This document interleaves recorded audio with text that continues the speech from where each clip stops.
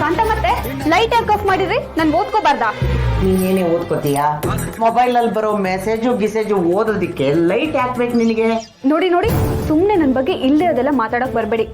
ಯಾವಾಗ್ಲೂ ಮೊಬೈಲ್ ನೋಡ್ತಿರ್ತೀನಿ ಅನ್ ಮಾತ್ರಕ್ಕೆ ಮೊಬೈಲ್ ಅಲ್ಲಿ ಮೆಸೇಜ್ ಮಾಡ್ತಿದ್ದೀನಿ ಅಂತ ಅರ್ಥ ಅಲ್ಲ. ಅಯ್ಯೋ, ನಾನೆಲ್ಲೇ ಹಾಗಂದೆ? ಕಳ್ಳನ ಮನ್ಸು ಉಳ್ಳುಳ್ಗೆ ಅನ್ನೋ ಹಾಗೆ ನಾನೇನೋ ಹೇಳಿದ್ರೆ ನೀನೇನೋ ತಿಳ್ಕೊತೀಯಲ್ಲ. ನೀವ್ ಯಾವಾಗ್ಲೂ ಅದೇ ಅರ್ಥ ಬರೋಂಗೆ ಮಾತಾಡೋದು. ಯಾವಾಗ್ಲೂ ಇದೇ ಅರ್ಥ ಬರೋ ತರ ನಡ್ಕೋತೀಯ. ಬೆಳಗ್ಗೆಯಿಂದನೂ ಮೊಬೈಲಲ್ಲಿ ಮುಳುಗಿದ್ ಸಾಲ್ದು ಅಂತ ರಾತ್ರಿನೂ ಇಲಿ ಮರಿ ತರ ಗುಸು ಗುಸು ಪುಸು ಪುಸು ಅಂತ ಸದ್ದು ಮಾಡ್ತಿರ್ಬೇಕೇನೆ? ಅದಕ್ಕೆ ತಾನೇ ನಾನು ಹೇಳಿದ್ದು ನನ್ನ ಜೊತೆ ರೂಮಲ್ಲಿ ಮಲಗಿದ್ರೆ ನಿಮ್ಗೆ ತೊಂದರೆ ಆಗತ್ತೆ, ಇಲ್ಲಿ ಮಲಗಬೇಡಿ ಅಂತ.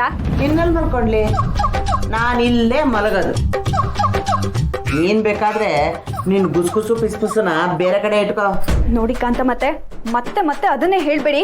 ಅದನ್ನೇ ಓ ಕಾರ್ತಿಕೇಯ ಬಾಪ್ಪ. ಬರ, ನಿನ್ನ ಹತ್ರ ಮಾತಾಡ್ಬೇಕಾಯ್ತು ಬಾ. ಅಣ್ಣ, ಚಾರ್ಜರ್ ಏನಾದ್ರು ಬೇಕಿತ್ತಾ ಅಥವಾ ಬೇರೆ ಏನಾದ್ರು ಬೇಕಿತ್ತಾ? ನಿನ್ ಜೊತೆನೆ ಮಾತಾಡ್ಬೇಕಾಯ್ತು ಬಾ.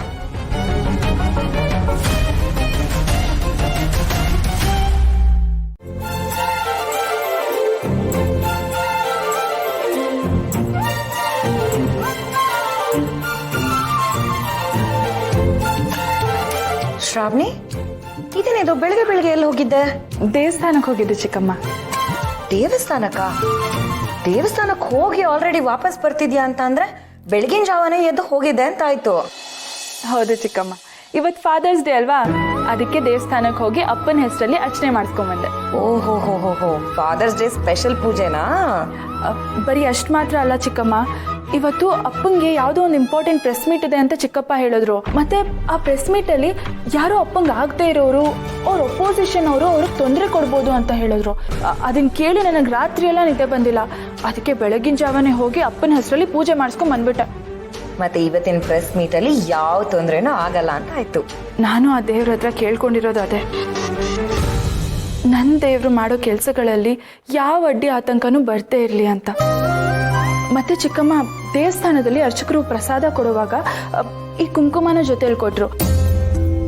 ಇದನ್ನ ಅಪ್ಪನ ಹಣೆಗೆ ಹಚ್ಚಿದ್ರೆ ಅವ್ರು ಮಾಡೋ ಕೆಲಸಗಳಲ್ಲಿ ಯಾವ ತೊಂದರೆನೂ ಆಗಲ್ವಂತೆ, ಶತ್ರುಗಳ ಕಾಟನೂ ಇರಲ್ವಂತೆ, ಮತ್ತೆ ಕೆಟ್ಟ ದೃಷ್ಟಿನೂ ಬೀಳಲ್ವಂತೆ. ಸರಿಯಮ್ಮ, ಆಯ್ತು. ಆ ಕುಂಕುಮನ ನನ್ನ ಕೈಲಿ ಕೊಡು. ಬಾಬಾ ಹೊರಡ್ಬೇಕಾರೆ ನಾನೇ ಅವ್ರ ಕೈಲಿ ಕೊಡ್ತೀನಿ.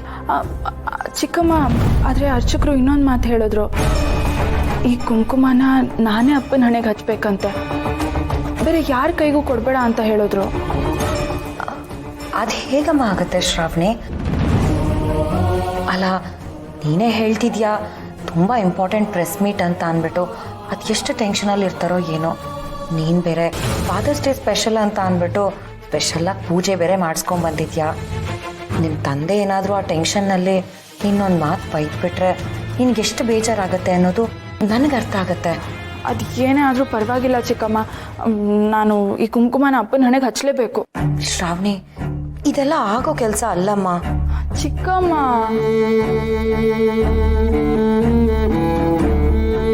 ಏನು ಯೋಚನೆ ಮಾಡ್ತಿದ್ರ ಚಿಕ್ಕಮ್ಮ? ಅದು ಶ್ರಾವಣಿ, ಇಂಥ ಮುಖ್ಯವಾದ ಕೆಲ್ಸಗಳಿಗೆ ಹೊರಡ್ಬೇಕಾದಾಗ ಅದಕ್ಕೇನೆ ಅವ್ರಿಗೆ ಆರತಿ ಕೊಡೋದು. ಅವ್ರ ಆರತಿ ಕೊಡುವಾಗ ನೀನು ಅವ್ರ ಕುಂಕುಮ ಹಚ್ಬಹುದಾ ಅಂತ ಯೋಚನೆ ಮಾಡ್ತಿದ್ದೆ. ಆದರೆ ಅದಕ್ಕೆ ಒಪ್ಕೋಬೇಕಲ್ವೇನಮ್ಮ? ನಾನು ಹೋಗಿ ಅತ್ತೇನು ಕೇಳಿದ್ರೆ ಅವ್ರು ಖಂಡಿತ ಒಪ್ಕೊಳ್ಳಲ್ಲ. ಆದರೆ ನನಗೆ ಬೇರೆ ದಾರಿನೂ ಇಲ್ವಲ್ಲ. ನನ್ನ ಪ್ರಯತ್ನ ನಾನು ಮಾಡ್ತೀನಿ. ಇನ್ನೇನೇ ಇದ್ರೂ ಆ ದೇವರೇ ದಾರಿ ತೋರಿಸ್ಬೇಕು. ಅತ್ತೆ,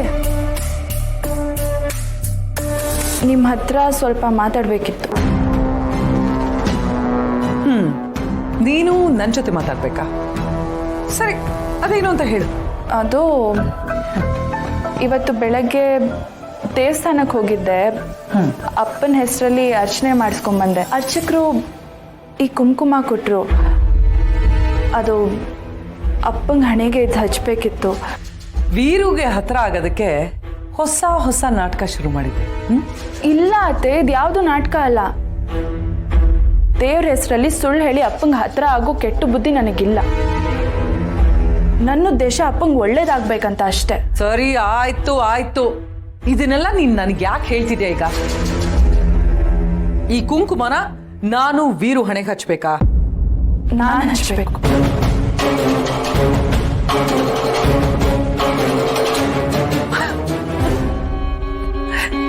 ನೀನ್ ಹಚ್ಬೇಕಾ? ಅಪ್ಪ, ನಾನು ನಿಮ್ಗೋಸ್ಕರ ದೇವಸ್ಥಾನಕ್ಕೆ ಹೋಗಿದ್ದೆ, ಅರ್ಚನೆ ಮಾಡಿಸ್ಕೊಂಡ್ ಬಂದಿದ್ದೀನಿ, ತಗೊಳ್ಳಿಪ್ಪ ಕುಂಕುಮ ಅಂತ ಹೇಳಿದ ತಕ್ಷಣ ವೀರು ನಗ್ನಗ್ತಾ ಹಾ ನನ್ನ ಹಣೆ ಕುಂಕುಮ ಇಡು ಮಗಳೇ ಅಂತ ಹೇಳ್ಬಿಡ್ತಾನ. ಏನಿದೆಲ್ಲ ನಿನ್ ಹುಚ್ಚಾಟ ಅಂತ? ಯಾವತ್ತೋ ಅಪ್ಪಿ ತಪ್ಪಿ ಅವ್ನು ಹೊರಗಡೆ ಹೋಗ್ಬೇಕಾದ್ರೆ ನಿನ್ನ ಮಾತಾಡಿಸ್ದ ಅಂದ್ ಮಾತ್ರಕ್ಕೆ ಪ್ರತಿ ಸಲ ನೀನ್ ಅಲ್ಲಿಗೆ ಹೋದ್ರೆ ಅವ್ನು ಮಾತಾಡ್ತಾನ? ಅಪ್ಪ ಹೊರಗಡೆ ಹೋಗುವಾಗ ನಾನು ಅವ್ರ ಎದುರುಗಡೆ ಬರಬೇಕು, ಅವ್ರಿಗೆ ಮುಖ ತೋರಿಸ್ಬೇಕು, ಅವ್ರ ಮುಂದೆ ಬಂದು ನಿಂತ್ಕೋಬೇಕು ಅಂತೆಲ್ಲ ನಾನು ಏನು ಅನ್ಕೋತಾ ಇಲ್ಲ. ಅಪ್ಪಂಗೆ ಏನಾದರೂ ಇಂಪಾರ್ಟೆಂಟ್ ಕೆಲಸ ಇದ್ರೆ ನೀವು ಯಾವಾಗಲೂ ಅವ್ರಿಗೆ ಆರತಿ ಕೊಡ್ತೀರಾ, ಅದೇ ಟೈಮಲ್ಲಿ ನಾನು ಬಂದು ಕುಂಕುಮ ಇಟ್ಬಿಡ್ಲ ಅಂತ ಅಷ್ಟೇ ಕೇಳಿದ್ದು.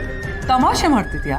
ಹಾ, ಇದೆಲ್ಲ ಆಗೋದಿಲ್ಲ ಅಂತ ನಿನಗೆ ಗೊತ್ತು, ಆದ್ರೂ ಈ ಹುಚ್ಚಾಟ ಯಾಕೆ?